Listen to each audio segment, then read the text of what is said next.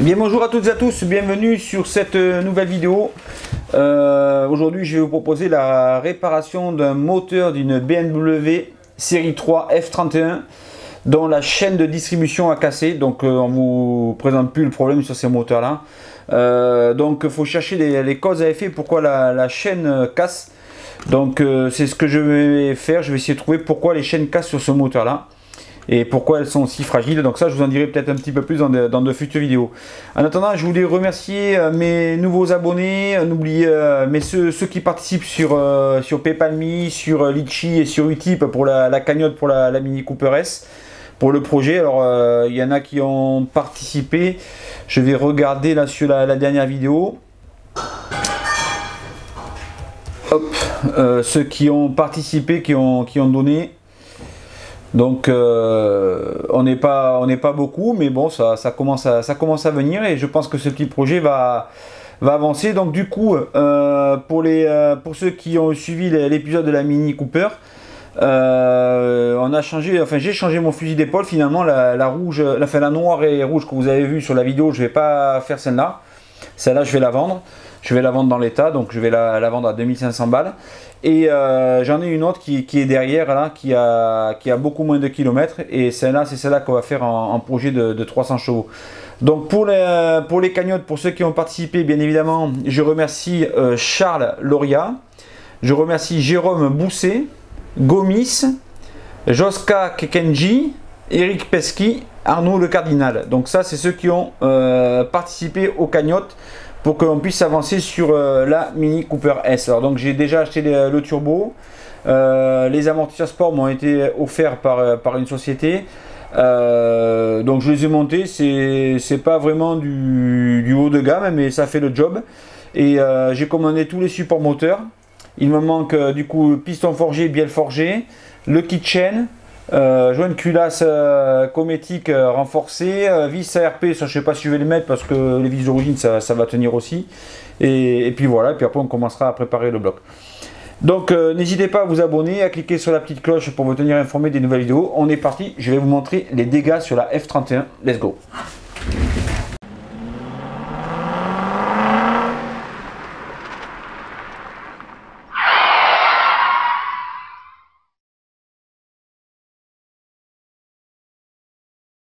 Donc voilà les amis, on est sur cette BMW série 3.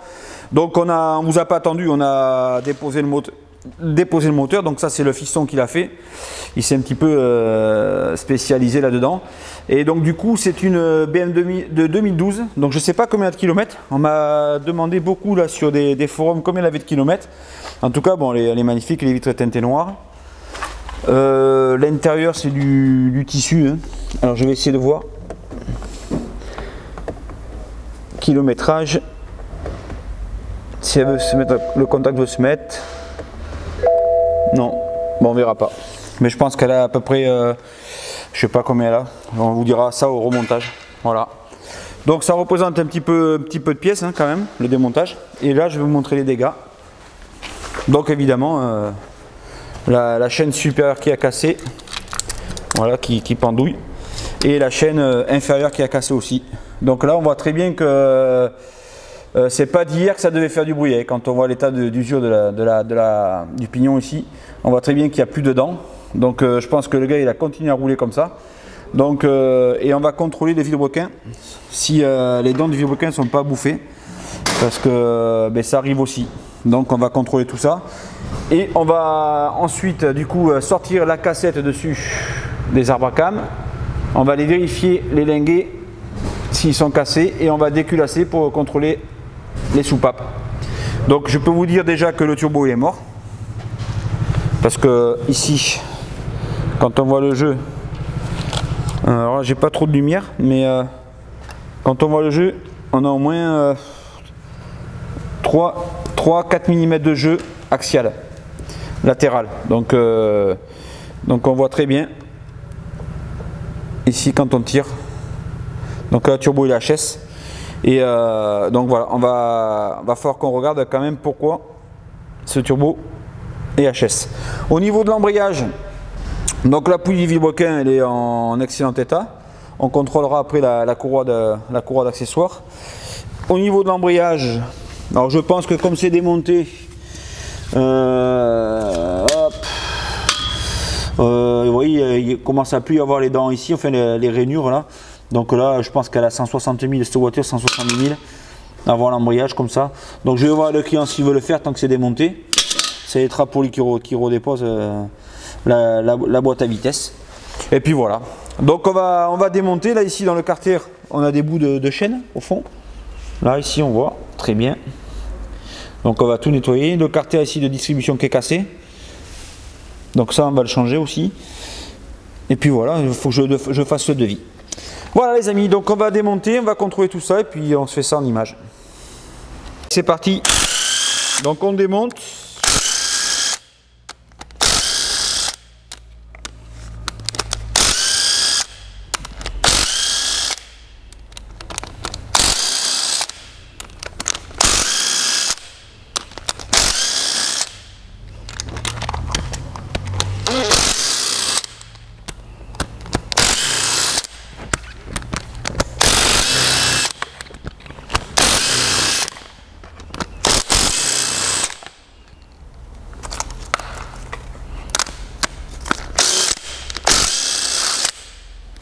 Donc,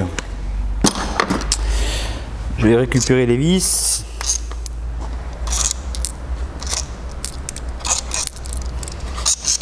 Donc les réparations de moteur de BM, c'est ici que ça se passe les amis. Et après on va démonter les arbres à cam. Et je vais regarder s'ils sont tordus ou pas. D'abord déjà on va regarder l'état des linguets, ça va nous donner un petit peu une vue d'ensemble. En tout cas la cassette elle n'a pas l'air cassée. Alors ça chez BMW ils appellent ça le carter de distribution. C'est marrant parce que je dirais plutôt l'autre partie par terre, ouais c'est le carter de distribution. Ça je dirais plutôt la cassette d'arbre à cam. Mais bon voilà, chacun ses termes techniques. Donc ici vous avez des petits joints là. Faites gaffe à les changer quand vous remontez. Parce que là déjà ça semble un peu brûlé, donc je pense que les joints sont un peu secs. Donc ça on va remettre dans le bas carter, on contrôle les arbres à cam plus tard. Et là il faut contrôler tous les linguets. Un par un, voir s'ils ne sont pas fendus. Ou cassés, ça peut arriver. Donc là, il n'y en a aucun cassé. Ce qui m'étonne quand même. Alors bon, avec un peu de chance, peut-être que la chaîne du haut a cassé, puis ça a bloqué le bas, ça a cassé le bas. Et du coup, dans son malheur, il a eu de la chance. Donc là, c'est un contrôle visuel vite fait. Hein. Mais après, on va approfondir les choses avec le fiston. Regardez un petit peu où c'est que ça en est tout ça.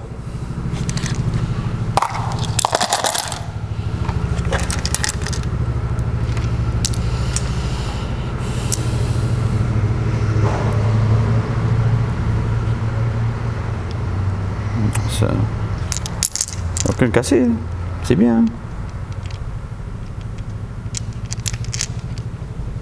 Bon, apparemment, je vois pas de linguet cassé.